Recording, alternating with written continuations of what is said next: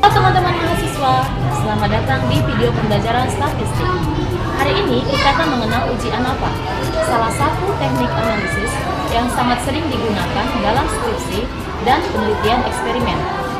Tahukah kamu itu apa ANAPA?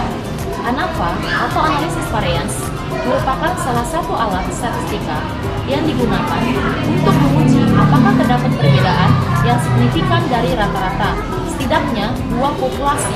Sesuai namanya, ANAPA menggunakan perhitungan yang melibatkan ukuran penyebaran atau varian dari masing-masing populasi untuk menarik inferensi yang berkaitan dengan perbedaan rata-rata populasi yang terlibat. Lebih lanjutnya, ANAPA dapat digunakan jika memenuhi syarat berikut. 1. Setiap populasi harus berdistribusi normal. 2. Varian setiap populasi harus sama atau sering disebut sebagai asumsi homogenitas. Yang ketiga, populasi yang satu dengan populasi yang lain bersifat bebas atau mandiri. Perhitungan dalam ANAPA dibedakan berdasarkan banyaknya faktor sebagai variabel keterikatannya. Jika penelitian hanya melibatkan satu variabel terkait terikat, kita akan menggunakan ANAPA satu arah, one way. Untuk dua variabel terikat, kita akan menggunakan ANAPA dua arah. Teman-teman, di sini kita akan melakukan pengujian ANAPA one way atau biasa dikenal dengan ANAPA satu arah menggunakan SPSS. Bagaimana caranya? Yang pertama, kita siapkan terlebih dahulu data yang akan digunakan sebagai pengujian. Di sini terdapat data prestasi belajar siswa sebagai variabel terikat dan model pembelajaran sebagai variabel bebas. Untuk model pembelajarannya ada 3. Yang pertama VBL, yang kedua Jigsaw, dan yang ketiga Discovery. Dengan masing-masing subjeknya berjumlah 10 siswa. Langsung saja kita masuk ke aplikasi SPSS. Kita pilih menu variable view. Untuk kolom name pertama, kita ketikkan prestasi belajar. Desimalnya kita ubah 0, mensurnya kita ubah scale. Kolom kedua kita ketik model pembelajaran. Desimalnya kita ubah 0, mensurnya kita ubah nominal. Karena model pembelajaran kita ada 3, maka di value-nya kita beri sebanyak 3. Untuk value pertama, model pembelajaran VBL. Kita add 2, model pembelajaran Jigsaw, add 3, model pembelajaran Discovery. Kita add. Lalu klik OK. Selanjutnya kita masuk ke menu data view. Nah, di sini sudah terdapat 2 kolom, yaitu prestasi dan model pembelajaran. Untuk prestasi, kita isikan semua nilai datanya. Sedangkan model, kita masukkan kodenya yang telah kita buat tadi, 1, 2, atau 3. Langsung saja kita salin. Pertama, data nilai VBL. Kita beri kode 1. Selanjutnya, Jigsaw. Kita beri kode 2. Dan Discovery kita beri kode 3.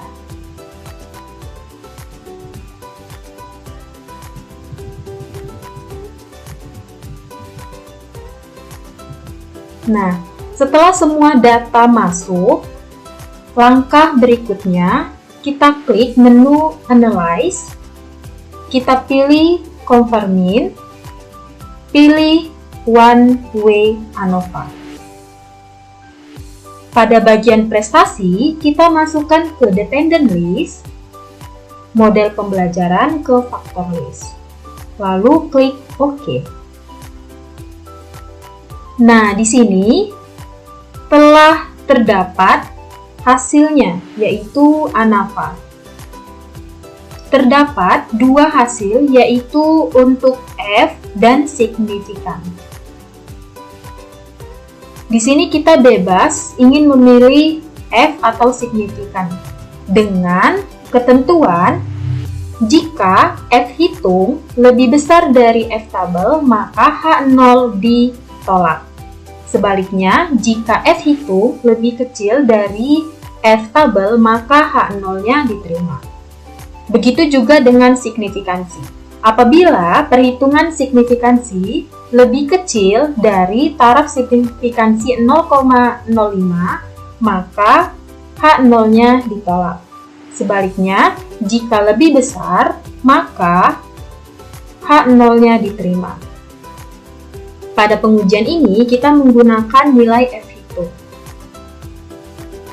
yang dihasilkan 5,727. Lalu bagaimana kita mengetahui F tabelnya?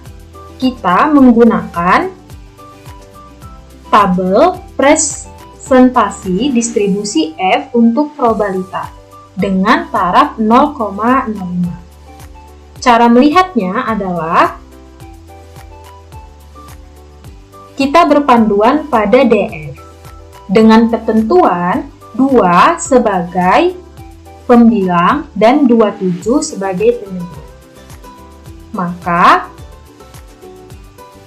2 pada bagian ini sebagai pembilang, lalu kita lihat menurun 27 sebagai penyebut, sehingga didapatkan nilai F tabelnya 3,37, sehingga nilai F hitung 5,727 lebih besar dari nilai F tabel 3,35. Artinya, terdapat perbedaan signifikan antara prestasi model pembelajaran VBL, Jigsaw, dan juga Discovery Learning. Seperti itu ya. Baik, di sini saya akan menjelaskan contoh ANAVA dua arah, di mana suatu penelitian bertujuan untuk mempelajari pengaruh model pembelajaran dan kemampuan awal terhadap prestasi belajar IPAS. Di mana model pembelajaran ini sebagai faktor pertama, kemudian kemampuan awal ini sebagai faktor kedua. Sajian data tersebut dapat dilihat pada tabel berikut. Jadi, untuk mencari ANAVA dua arahnya menggunakan SPSS.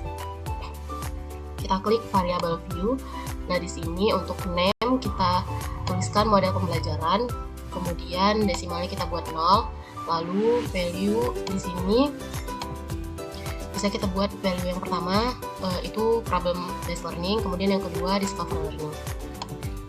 Untuk measure-nya kita buat nominal, lalu yang kedua ada kemampuan awal, itu desimalnya kita buat 0, kemudian values-nya kita buat yang pertama itu tinggi, kemudian yang kedua rendah. Measure-nya kita buat nominal. Yang ketiga, prestasi belajar, desimalnya kita buat 0, kemudian values-nya tidak ada, dan measure-nya kita buat scale. Lanjut ke data view-nya. Untuk model pembelajaran ini, yang pertama itu model problem based learning, kita simbolkan dengan angka 1 sampai di urutan ke-20 karena datanya ada 20. Kemudian kemampuan awalnya, untuk kemampuan awal tinggi tadi kita simbolkan dengan angka 1, dan untuk kemampuan awal rendah kita buat simbolnya 2. Jadi kita tulis di sini 1 sampai data ke-10. Kemudian simbol 2 dari data 11 sampai 20. Untuk kemampuan awal nilainya yang tinggi dari 72 sampai 92, kemudian yang rendah dari 36 sampai 68.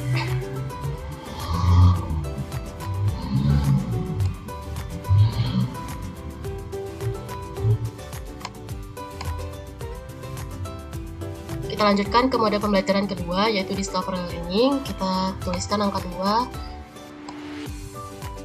sampai ke 40 karena datanya ada 20 juga. Kemudian untuk kemampuan awalnya seperti tadi.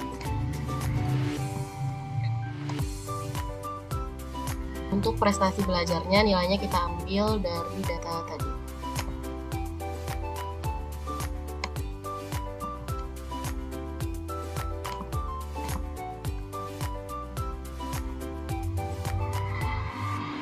Oke, di sini kita akan melanjutkan untuk penggunaan ANAVA 2 arahnya dengan klik Analyze, kemudian General Linear Model, kemudian Univariate, lalu dependent variabelnya kita isi prestasi belajar, kemudian fixed faktornya kita isi model pembelajaran sama kemampuan awal. Nah, untuk modelnya di sini kita tekan bolded terms, kemudian model pembelajarannya kita pindah ke sini, kemudian kemampuan awal kita pindah juga. Lalu untuk membuat kemampuan awal dengan model pembelajarannya kita bisa klik ini, Ctrl A, kemudian dipindahkan. Kemudian untuk ini kita buat tipe 3, lalu di checklist ini, kemudian kita klik continue dan oke. Nah, sudah dapat hasilnya, kemudian kita copy untuk membuat hasil kesimpulannya.